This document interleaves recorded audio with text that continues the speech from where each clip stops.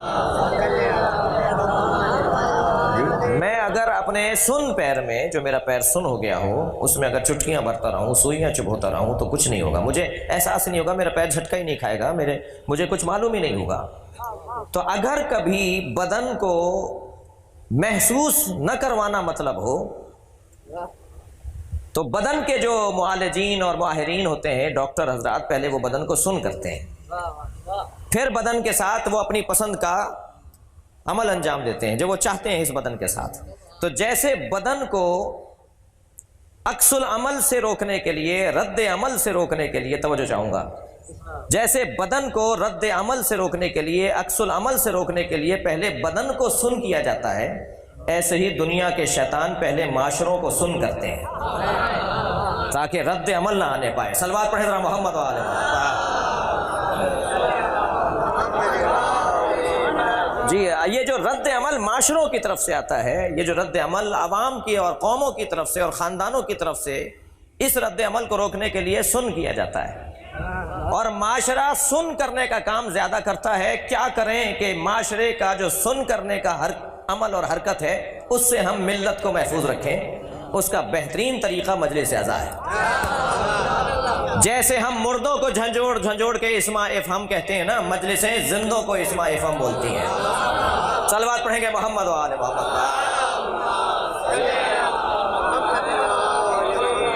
یہ جو قوت احساس ہے، اسے یہ حس کو دوبارہ سے زندہ رکھنا، انسان کی توجہ، انسان کا شعور، انسان کی، جس کو بیداری کہا جاتا ہے۔ بدن سو بھی رہا ہو تو وہ سن نہ ہونے کی وجہ سے بدن بیدار ہوتا ہے، لہذا سوئے ہوئے انسان کو اگر کوئی جانور کاٹ لے تو اٹھ کے بیٹھ جائے گا، ایسا ہی ہے نا؟ کیونکہ وہ اس کی آنکھیں سو رہی ہیں، اس کا دماغ سو رہا ہے، لیکن اس کا بدن نہیں سو رہا۔ عزیزان گرامی، یہی تو کمال ہے کہ انسان سو رہا ہو، بدن جاگ رہا ہو۔ ہم اسی کے دروازے پر تو بیٹھے ہیں جو کربلا میں سو رہا ہے، چاہنے والے جاگ رہے ہیں، وہ سو کر جگا رہا ہے۔ قوت احساس، قدرت تشخیص مرض، عزیزان گرامی، یہ بہت بڑا ہنر ہے، بہت بڑا ہنر ہے تشخیص مرض۔ آج کا جدید نظام طب یہ کہتا ہے کہ ہم نے ترقی کر کے دو شعبوں کو تقسیم کر دیا، تشخیص مرض کا شعبہ اور علاج مرض کا شعبہ۔ ماضی کا معالج، ماضی کا طبیب، ماضی کا ڈاکٹر تشخیص بھی خود دیتا تھا، علاج بھی خود کرتا تھا، لہذا ان کا کہنا یہ ہے، آج کے جدید طب والوں کا کہنا یہ ہے کہ اسی لیے کیس بگڑتے تھے اور علاج مکمل نہیں ہوتا تھا اور لوگ مر جاتے تھے، چھوٹی چھوٹی بیماریوں میں لوگ مر جاتے تھے۔ آج جدید طب کا یہ تقاضا ہے کہ وہ پہلے تشخیص مرض کا کام کرے اور پھر علاج مرض کا کام کرے۔ تو ایک ڈاکٹر ہے جو تشخیص کا کام کرتا ہے، وہ آپ سے رپورٹیں مانگتا ہے، وہ آپ سے ٹیسٹ لکھ کر دیتا ہے، وہ کہتا ہے اس کا ٹیسٹ کرواؤ گے، یہ 4 ٹیسٹ میں لکھ کے دے رہا ہوں، بدن میں کیا کیا چیزیں زیادہ ہیں اور کیا کیا چیزیں کم ہیں، میں یہ کم اور زیادتی کو ذرا سمجھ لوں، اس کے بعد پھر میں تمہیں کسی ڈاکٹر کے پاس بھیجوں گا۔ لہٰذا تشخیص مرض کا ڈاکٹر پھر ہمیں حوالہ کرتا ہے کہ تم اب علاج مرض کے ڈاکٹر کے پاس چلے جاؤ۔ عزیزان گرامی، شاید نظام طب کہہ رہی ہے کہ ہم نے ترقی کی، اللہ نے معاشرے کے علاج کے لیے یہ نظام از اول ہی بنایا تھا۔ اللہ نے یہ نظام جو آج جدید نظام طب والے کہہ رہے ہیں، اللہ نے معاشرے کے علاج کے لیے یہی نظام پہلے سے ہی بنایا ہوا ہے۔ امام حسن نے صلح کر کے تشخیص مرض کا کام کیا ہے، اور امام حسین نے کربلا بسا کر علاج مرض کا کام کیا ہے۔ صلوات پڑھیں گے محمد و آل محمد۔ ایک اور بہتر اور بلند صلوات نبی کی ذات پر۔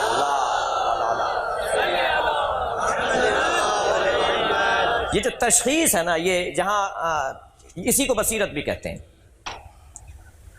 ایک جملہ آج مرکزی مجلس میں بھی ہم سے ہوا، وہاں جو دوست تھے وہ تکرار نہ سمجھیں، ہم اخبار کی سرخیاں پڑھ کر نظریہ نہیں بناتے، ہم نہج البلاغہ پڑھ کے نظریہ بناتے ہیں۔ اس ملت کا یہ ہنر ہے کہ ہمیں نہج البلاغہ پڑھنا ہوگا۔ میں اپنے بچوں اور جوانوں سے دوبارہ تاکید کر رہا ہوں، اکثر کہتا ہوں، بار بار کہتا ہوں، اور یہ کہنے کا مجھے یہ تھا کہ صاحب کہتے ہو کچھ کر کے بھی دکھاؤ، تو الحمدللہ ہم پہلی مرتبہ مفصل شرح اردو میں نہج البلاغہ کی پیش کرنے جا رہے ہیں اپنی ملت کو۔ جی 17 جلدوں میں شرح جی، جس میں سے 10 جلدیں چھپ چکی ہیں کلام امیر المومنین علی بن ابی طالب کے نام سے۔ اب تک ہم نے 10 جلدیں چھپ چکی ہیں، مصباح القرآن ٹرسٹ لاہور اسے چھاپ رہا ہے، اور ہمیں 17 جلدوں تک جانا ہے، 15 جلدوں تک کام ہوا ہے، بلکہ 17 تک کام ہوا ہے مختلف مراحل میں، کوئی کمپوزنگ، کوئی سیٹنگ، کوئی تصحیح کے مرحلے میں ہے، کوئی وہ آخر میں ٹیم ورک ہے، پوری ایک ٹیم کام کر رہی ہے۔ تو کل کو مجھ سے کوئی کہہ سکتا تھا کہ آپ یہ باتیں تو کرتے ہیں، آج تک ہمارے مولویوں نے، ہمارے علماء نے نہج البلاغہ کی کوئی آسان شرح، کوئی سلیس شرح جو بچہ بھی پڑھ لے، ڈاکٹر بھی پڑھ لے، انجینئر بھی پڑھ لے، ہمارے گھروں میں وہ شرح موجود ہو۔ اگر ہم جاننا چاہتے ہیں کہ مولا علی نے مثلاً عثمان ابن حنیف کو جو خط لکھا تھا بصرے کے اپنے گورنر کو، مولا کے اپنے گورنر تھے، انہیں خط جب لکھا تھا تو مولا نے اس خط میں جو 1 صفحے کا خط ہے اس کی شرح کیا ہے، ان الفاظ پہ ہم غور کرنا چاہتے ہیں، اس خط کے سیاق اور سباق کو سمجھنا چاہتے ہیں۔ یا مولا نے جب شخصیات کو معزول کرنے کے خط لکھے تو اس خط کے اندر جو الفاظ ہیں ان کا کیا مطلب ہے، خطبوں کا کیا مطلب ہے، الفاظ کا کیا مطلب ہے۔ تو الحمدللہ فارسی اور عربی میں تو 20 جلدوں میں نہج البلاغہ کی شرحیں ہیں، لیکن اردو میں یہ پہلی مرتبہ 17 جلدوں میں، اب تک 6 جلدوں سے زیادہ کام نہیں تھا اردو میں، یہ پہلا کام ہوگا۔ صلوات پڑھنے ذرا محمد حالات کی تبدیلیاں، ماحول کی تبدیلیاں، مسائل کا بڑھنا، اس کا حل یہ ہے کہ ہم اس مولا کے کلام کو پڑھیں کہ جو ہمیں قدرت تشخیص عطا کرتے ہیں، اور وہ ہے نہج البلاغہ۔ لہٰذا میں آپ کے توسط سے آپ سب سے بھی گزارش کر رہا ہوں کہ نہج البلاغہ کو پر توجہ کی زیادہ ضرورت ہے، خاص طور پہ جوان اور بچوں سے کہہ رہا ہوں۔ نیو رضویہ کے ذمہ دار تشریف فرما ہیں، یہاں کے بزرگ تشریف فرما ہیں، کوئی اہتمام کریں نہج البلاغہ اکیڈمی بنانے کی، اور آپ کے ماشاءاللہ اس علاقے کے اندر علماء کرام کی تعداد بھی کم نہیں ہے جی، اور کوئی آپ کو ٹائم دے گا تو ظاہر ہے اس کے گھر کا چولہا کیسے جلے گا، تو کوئی ہدیہ بھی دے دیجیے گا۔ آپ طے کر لیں کہ پہلے خطبے کے 18 باب ہیں، سب سے طویل خطبہ مولا کا پہلا خطبہ ہے، اور میں نصیحت کروں گا بچوں سے کہ نہج البلاغہ کے پہلے خطبے سے کبھی نہیں پڑھنا، نہج البلاغہ کو آخر سے پڑھنا، اول سے آخر نہیں پڑھنا، آخر سے اول پڑھنا، جیسے پہلے 30واں سپارہ پڑھتے ہیں پھر پہلا سپارہ پڑھتے ہیں۔ کیوں؟ اس لیے کہ جب 30واں سپارہ ہم پڑھ لیں گے تو ہمیں قرآن کی آیات سے آشنائی ہو جاتی ہے، پھر ہمیں پہلا سپارہ زیادہ اچھا پڑھا جاتا ہے۔ مولا کا پہلا خطبہ ہی سب سے مشکل خطبہ ہے، تو کہیں ایسا نہ ہو کہ پہلا خطبہ کر کے ایسا بند کیا جائے کہ پھر نہج البلاغہ کو قریب ہی نہ آئے۔ سید رضی نے تو اپنے ذوق کے مطابق اسے پہلے نمبر پہ رکھ دیا۔ صلوات پڑھنے ذرا محمد و آل محمد، اس سے بلند صلوات نبی کی ذات پہ ہدیہ کریں۔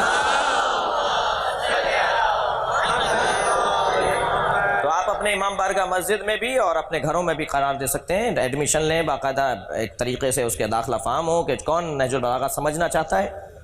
25 سے 30 لوگوں کی کلاس بہت اچھی کلاس ہوتی ہے، اور پھر علماء کرام سے کہیں کہ بھئی آپ فلاں دن آپ کا یہ اتنا چیپٹر ہے، آپ یہاں سے یہاں کی شرح کریں گے، آپ یہاں سے یہاں کی شرح کریں گے، اور ہم نے شرح تو اب اردو میں لکھی دی ہے، یہ 10 جلدیں جو ہے وہ ان کو دیکھیں، اور نہج البلاغہ پڑھنے والا قدرت تشخیص کا حامل ہو جاتا ہے۔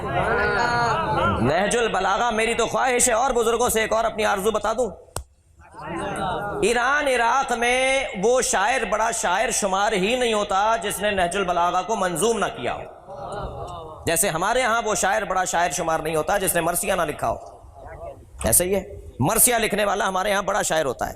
ایران عراق کے جو شاعر ہیں، عربی اور فارسی کے جو شاعر ہیں، جب تک نہج البلاغہ کو منظوم نہ کر لیں، مولا کے کلام کو جب تک نظم میں نہ ڈھال دیں، اس وقت تک وہ شاعروں کی گنتی میں، بڑے شاعروں کی گنتی میں نہیں آتے۔ میری یہ بھی آرزو ہے، شہید سبط جعفر نے کام شروع کروا دیا تھا، کچھ کلام لکھا بھی گیا، کچھ اور شاعروں نے، جناب محشر لکھنوی صاحب نے کوئی شاید 10 خطبوں کا منظوم ترجمہ کیا، اور اکبر آبادی صاحب تھے راولپنڈی میں، صبا اکبر آبادی، وہ ان بزرگ نے جو ہے وہ تقریباً آدھی نہج البلاغہ منظوم کر دی تھی، پھر ان کی رحلت ہو گئی۔ تو یہ بھی آپ کام دیں شاعروں کو کہ ہمارے ہاں ہر ہفتے فلاں محفل ہوگی، نہج البلاغہ کو منظوم کر کے لاؤ، اور ہر خط کو ایک شاعر ایک خط کو پڑھے، دوسرا شاعر دوسرے خط کو پڑھے۔ آپ دیکھیے گا میری قوم کا معیار کہاں پہنچے گا۔ ہمارے پاس جتنا سرمایہ اور جتنی دولت ہے دوسرے سوچ نہیں سکتے، لہٰذا صلوات ایک پڑھ لیں پھر میں آگے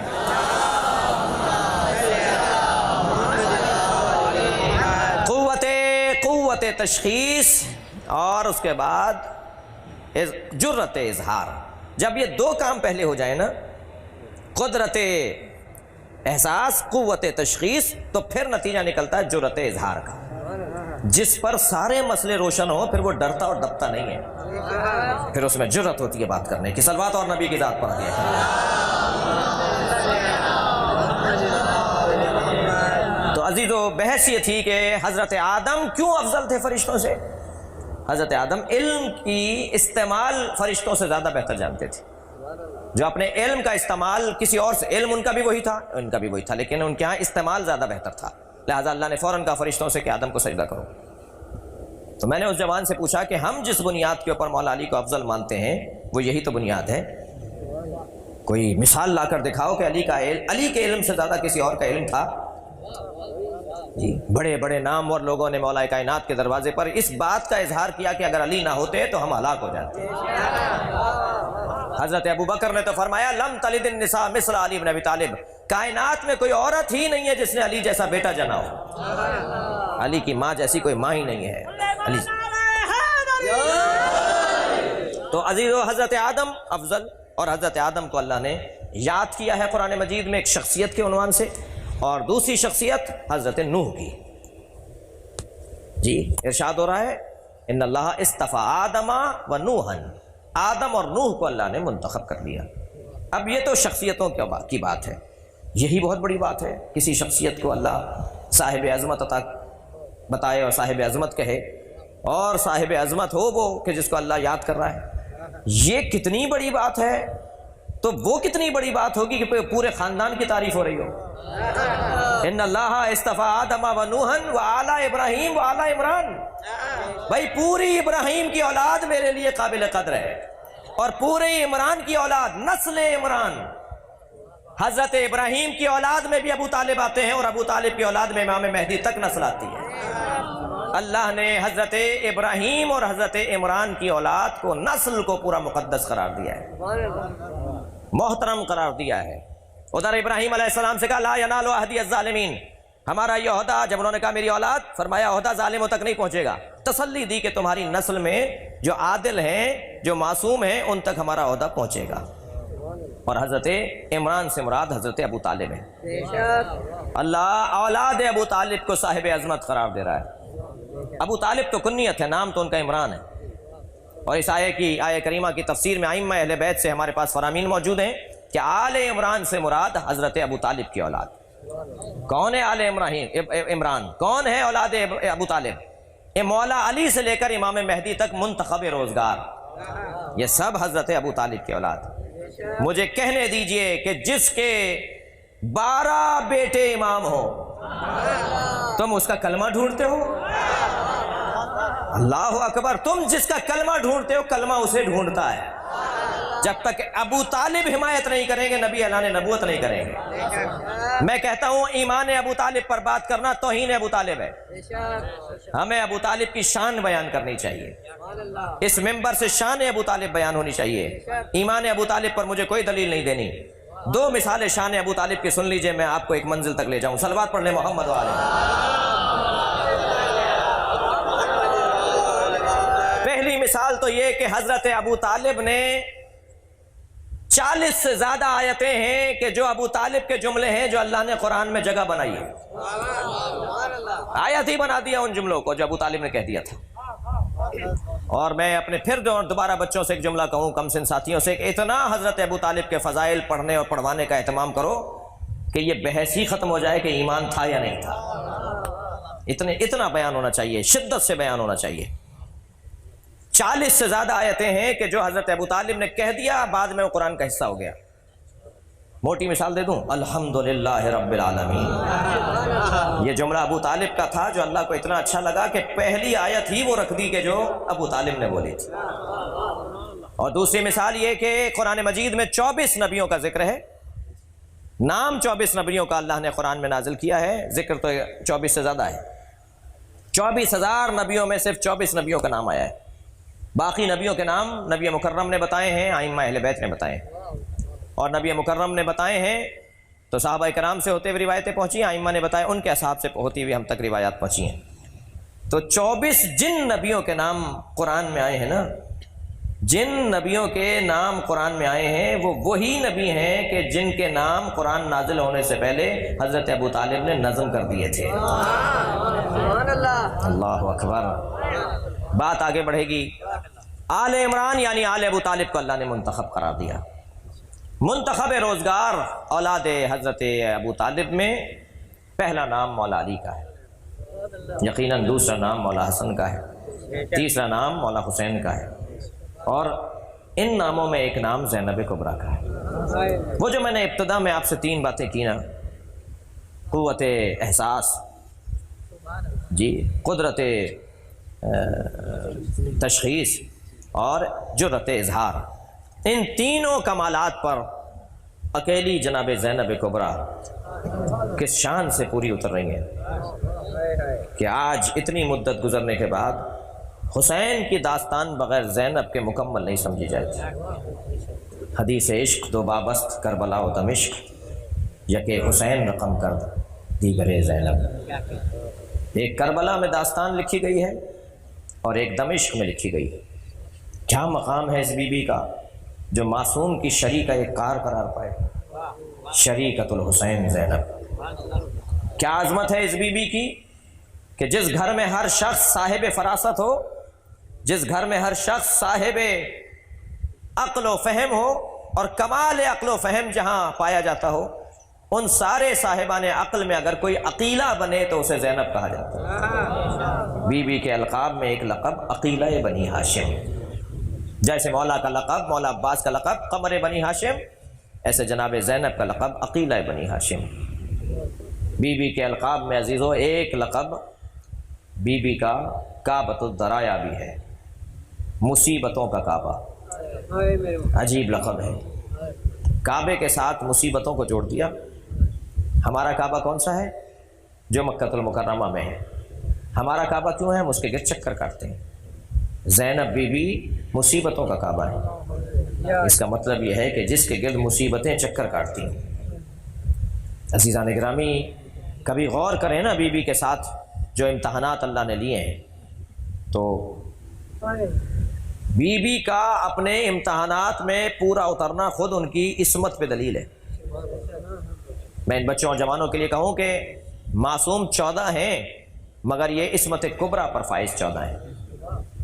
اگر کوئی کہتا ہے نا 14 معصومین کے علاوہ کوئی معصوم نہیں، تو نبیوں کو کیا کہیں گے آپ؟ سارے نبی معصوم ہیں؟ پھر کہیے نا 1,23,999 نبی اور 14 معصوم۔ نبی ہمارے 14 میں آ رہے ہیں۔ 1,23,999 نبی اور 14 معصوم، یہ معصوم ہیں۔ ہم کیوں کہتے ہیں کہ 14 معصوم، 14 معصوم؟ ہم آئمہ اہل بیت اور خاص طور پر 14 معصومین کی عصمت میں شدت کے قائل ہیں، جس کو آج آپ ٹیکنیکی زبان میں اور علمی زبان میں اگر کہیں گے تو آپ کہیں گے عصمت کبریٰ۔ ان 14 کے علاوہ جتنے معصومین ہیں وہ سب شدت عصمت میں ان سے کم ہیں۔ اور پھر جب اور بھی معصوم ہیں اور 14 کے علاوہ اور بھی معصوم ہیں تو شدت کو کم کرتے کرتے یقیناً جناب زہرا والی شدت جناب زینب میں نہیں ہے، یقیناً جناب حسین مولا حسین والی شدت عصمت جناب عباس میں نہیں ہے، مگر یہ جو شدت میں کمی ہے، عصمت کی شدت میں کمی ہے، اس سے کوئی عصمت سے خارج ہونے والی بات تو نہیں مانی جا سکتی۔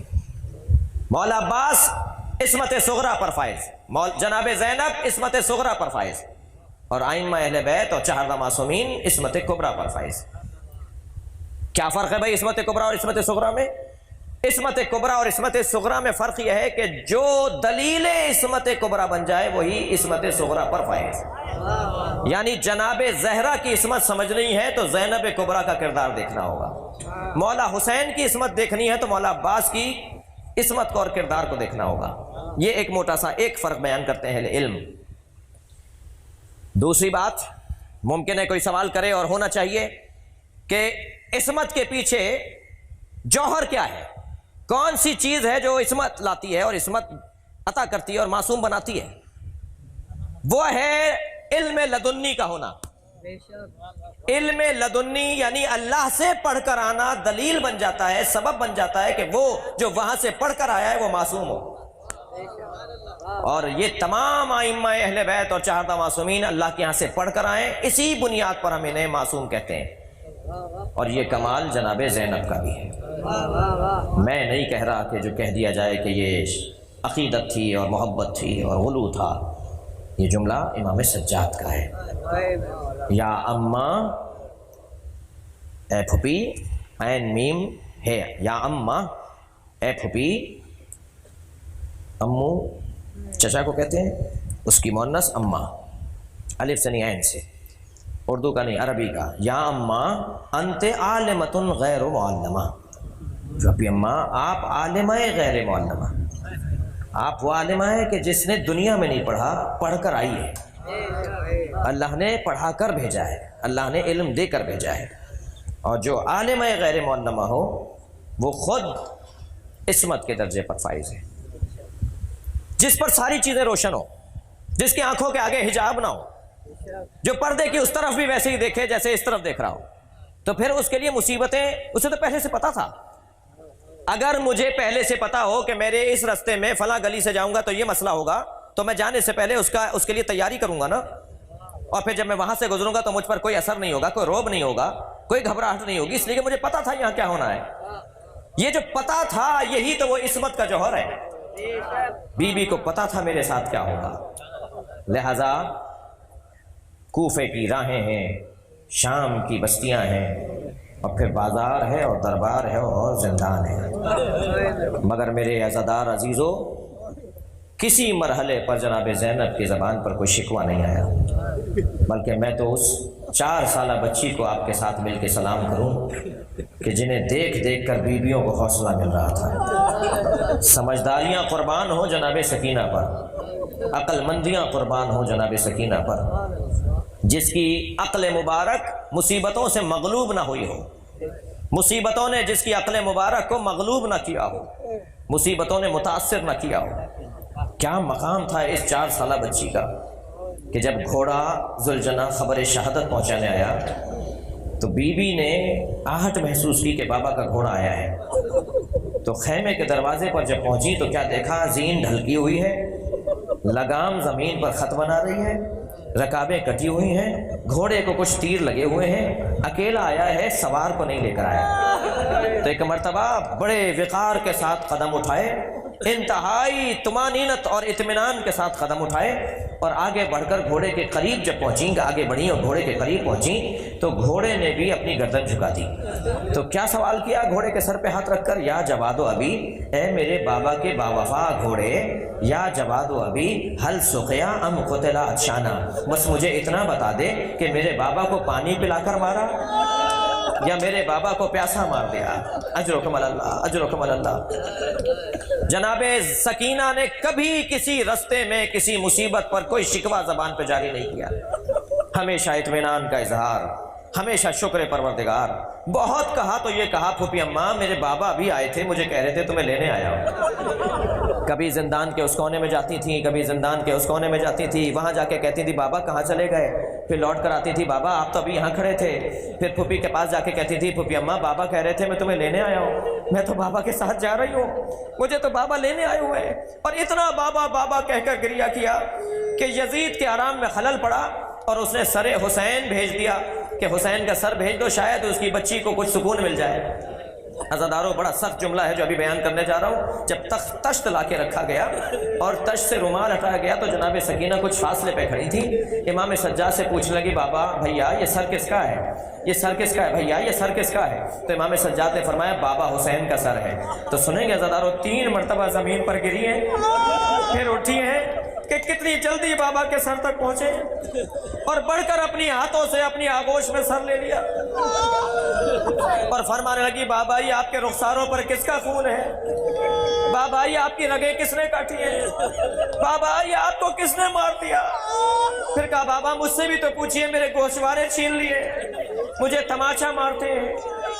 یہ کہہ کر بابا بابا بولو، بابا بات کرو، یہ کہہ کر سکینہ نے بابا کے منہ پہ منہ رکھ دیا، لبوں پر لب رکھ کر بوسے دیے، اور کچھ دیر کے بعد بچی کا رونا بند ہو گیا کہ ایک مرتبہ امام سجاد کی آواز آئی انا للہ،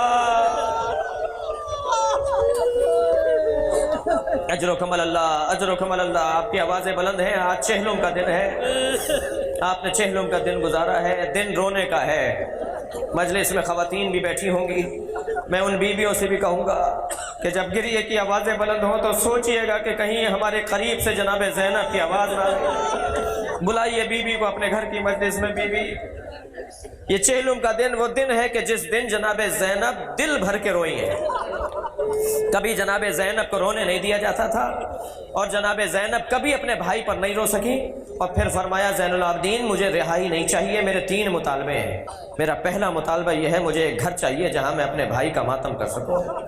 لہٰذا عزیزوں، میں بھی اپنے آپ سے اور آپ سے گزارش کروں گا کہ ایک مجلس صحیح اپنے گھر میں ضرور کیا کریں، اس لیے کہ گھر میں مجلس کرنا یہ زینب کی آرزو ہے۔ 2 لوگوں کو لے کے بیٹھ جائیے، مرثیہ پڑھ لیجئے، ایک نوحہ پڑھ کر مجلس مکمل کر لیجئے، مگر اپنے گھر میں ضرور مجلس ہو، فرش عزا ضرور بچھایا جائے۔ میری بیوی نے فرمایا مجھے گھر چاہیے جہاں میں اپنے بھائی کا ماتم کروں، اور دوسرا میرا مطالبہ یہ ہے کہ ہمارے تبرکات واپس کیے جائیں، ہمارے تبرکات واپس کیے جائیں۔ تبرکات کا مطلب یہ ہے کہ چادریں واپس کی جائیں، زیورات واپس کیے جائیں، جو ہماری چیزیں چھینی گئی ہیں وہ لوٹائی جائیں۔ سکینہ کے گوشوارے واپس کرو، سکینہ کی چادر واپس کرو، زینب کا مکھنا واپس کرو، اور عزاداروں فرمایا ہمارے شہیدوں کے سر چاہیے۔ اور تیسرا مطالبہ یہ ہے کہ ہمیں مدینے پہنچانے کے لیے کسی بہاری کو اور کسی قافلہ سالار کو ہمارے ہمراہ کیا جائے جو ہمیں مدینے تک پہنچا کر آئے۔ یزید نے کہا میں آپ کے 2 مطالبے مانتا ہوں، ایک مطالبہ میں نہیں مان سکتا، آپ کے ساتھ بشیر ابن جزلم کو کریں گے جو قافلوں کو پہنچاتا ہے، رستوں سے آشنا ہے، وہ آپ کو مدینہ پہنچا کے آئے گا، اس کا باپ بھی آپ کا شیعہ تھا، یہ بھی آپ سے محبت کرتا ہے۔ اور پہلا مطالبہ بھی مانتا ہوں، ایک گھر دیتا ہوں جہاں آپ ماتم کریں، عزاداری کریں، اور زینب اپنے بھائی کو اگر یاد کرنا چاہتی ہیں تو اس گھر میں رہیں۔ مگر دوسرا مطالبہ میں کیسے پورا کروں؟ کوئی تبرک لوٹ کر کہیں چلا گیا، کوئی لوٹ کر کہیں لے گیا، میں ان تبرکات کی قیمت دینے کو تیار ہوں۔ امام بیٹھے ہوئے تھے، کھڑے ہو گئے، امام نے فرمایا تیرے پاس وہ پیسہ کہاں ہے جو میری بیوی میری پھوپھی زینب کی چادر کے بدلے میں دے سکے؟ تیرے پاس وہ پیسہ کہاں ہے جو اس کرتے کی قیمت ادا کرے جو میرے بابا حسین نے پہنا ہوا تھا؟ اجرکم اللہ، اجرکم اللہ۔ ہاں عزاداروں، گھر ملا، بیوی نے عزاداری کی، سروں پر سر آئے، تبرکات آئے۔ تبرکات میں ایک گٹھری لا کے رکھی گئی، جب گٹھری کھولی گئی تو اس میں چادریں تھیں۔ ایک چادر کو دیکھ کر جناب زینب نے فرمایا بھابھی ام فروا تمہاری چادر آ گئی۔ دوسری چادر کو دیکھ کر آواز دی بہن ام کلثوم تمہاری چادر آ گئی۔ ایک چادر کو اٹھا کر کہا اے بھابھی ام رباب تمہاری چادر بھی آ گئی۔ عزاداروں، بڑا سخت منظر تھا کہ جب ایک ننھی سی چادر پر نگاہ گئی، جناب زینب نے وہ چادر اٹھائی اور سکینہ کی قبر پر پھیلا دی۔ سکینہ اٹھو تمہاری چادر بھی آ گئی، ہم مدینے واپس جا رہے ہیں، قافلہ رہا ہو گیا، تمہیں وطن بہت یاد آتا تھا۔ الا لعنت اللہ علی قوم الظالمین۔